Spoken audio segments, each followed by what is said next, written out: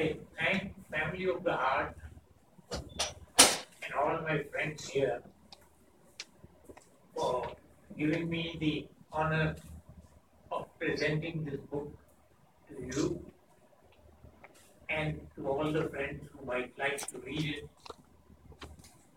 I have brought some copies of it here and they are complimentary, so anybody who likes may pick up one or two if you have to give it to somebody. Plus, I have brought copies of my second edition of Ghalib, as I understand him, the translation, which I produced a couple of years ago. But this second edition incorporates the Urdu script in it, which was not contained in the original version. So if you like, please pick up some of them and read them and enjoy and give it to your friends. Now, regarding this book,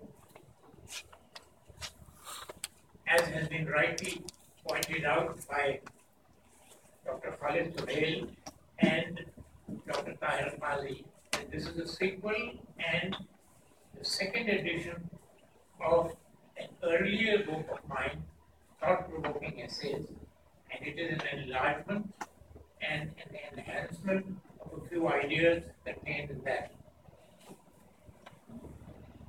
I'll read the preface of this book to make it a presentation as to why was this book written in the first place and what are the ideas that I have involved here, and then as to what is the main reason for getting this idea and naming it as towards rational belief. It is just my pointer, for I believe that belief can have or can bring in rationality if seen from these pointers and from this angle. The whole idea of mental exercises is to start a process of self-analysis and examine deeply embedded ideas and beliefs in a conscious and rational manner. The writer has been motivated to dig out the dark recesses of entrenched feelings and rudimentary innate knowledge, to try to rationalize them and put them on the table and share with people who usually look at things from an angle of inquiry and a questioning perspective. It is rather difficult to doff the garb one has been used to for so long. Old habits die hard, but for progress and development to proceed, ideas should evolve to match the change accompanying the passage of time. Evolution of thought leads to progress, and a balanced evolution is necessary for a durable effect.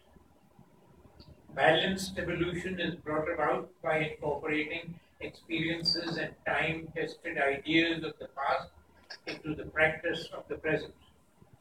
This may eventually bear fruit in the future. A new age perspective is needed for the examination of even the axioms of the past. There is no need to tamper with them as they are for all times. If we could tamper and change the axioms, then perhaps they would not remain axioms. The only thing, as has been rightly picked up by our friend Syed Hussain Heather, there is yet their dimensions can be grasped differently and they can be understood in the context of the present situation. Given a new view to the existing scenario and a new glow to the future, it is hoped that these essays will be read with an open mind and given a calm and diligent thought before discard and rejection. Since each essay was written independently and there was a thought flow between them, so there might be some repetition or duplication of some ideas, yet each has a topic of its own.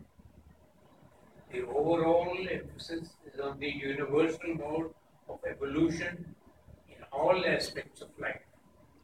This is the central and underlying idea of the essays.